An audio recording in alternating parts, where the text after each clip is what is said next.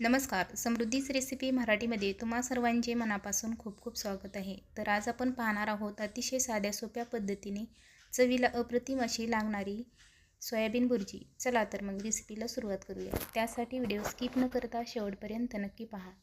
तर सोयाबीन भुर्जी बनवण्यासाठी सर्वात पहिले इथे मी 1 तांब्या पाणी उकळून घेतलेलं आहे. उकळून घेतलेल्या पाण्यामध्ये आपल्याला 1 वाटी सोयाबीन टाकून घ्यायची आहे. त्यानंतर ही सोयाबीन आपल्याला छान अशी मिक्स करून घ्यायची आहे पाण्यामध्ये. त्यानंतर आता सोयाबीनवरती झाकण ठेवून 5 मिनिटासाठी ही सोयाबीन छान अशी भिजवून घ्यायची आहे. 5 मिनिटानंतर तुम्ही बघू शकता किती मस्त अशी सोयाबीन आपली भिजलेली आहे. न शिजवता सुद्धा सोयाबीन आपण छान अशी भिजवून घेतलेली आहे. तर भिजवून घेतलेली सोयाबीन आता आपण एका ताटामध्ये काढून घेऊया. अशा पद्धतीने सोयाबीन भुर्जी तुम्ही एक वेळेस नक्की ट्राय करून पहा. खूप टेस्टी आणि चवदार होते. तर ही सोयाबीन आता आपण सर्व काढून घेतलेली आहे.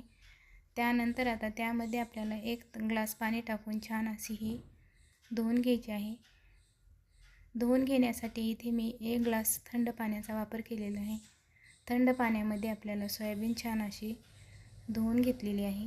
आता धुवून घेतलेली सोयाबीन घट्टसर असं पिळून घेऊया आणि मिक्सरच्या भांड्यामध्ये टाकून ह्याची आवडधोबड अशी पेस्ट करून घेऊया.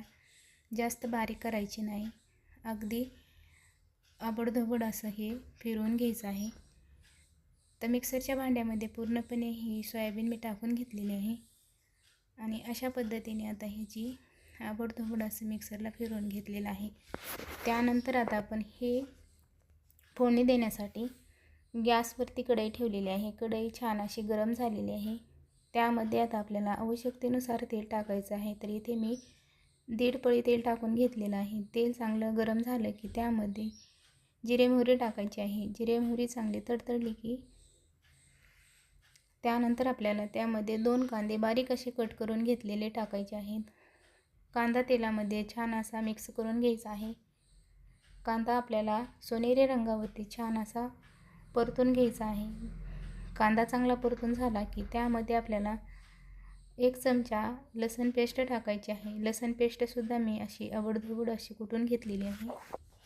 कांदा आणि लसूण छान असा परतून घ्यायचा आहे. त्यानंतर आपल्याला त्यामध्ये 1 टोमॅटो बारीक असं कट करून टाकायचं आहे. कांदा, टोमॅटो आणि लसूण छान असा परतून घ्यायचा आहे. तर अशा पद्धतीने कांदा, टोमॅटो आणि लसूण छान असा परतून घेतलेला आहे. खमंग त्याची फोडणी तयार केलेली आहे. त्यानंतर आता आपल्याला मसाले टाकायचे आहेत. तर इथे मी पाव चम्मच अशी हळद टाकलेली आहे. त्यानंतर अर्धा चम्मच असा गरम मसाला टाकलेला आहे. 1 चमचा घरगुती काळा मसाला टाकलेला आहे. त्यानंतर अर्धा चम्मच असं लाल तिखट टाकलेलं आहे.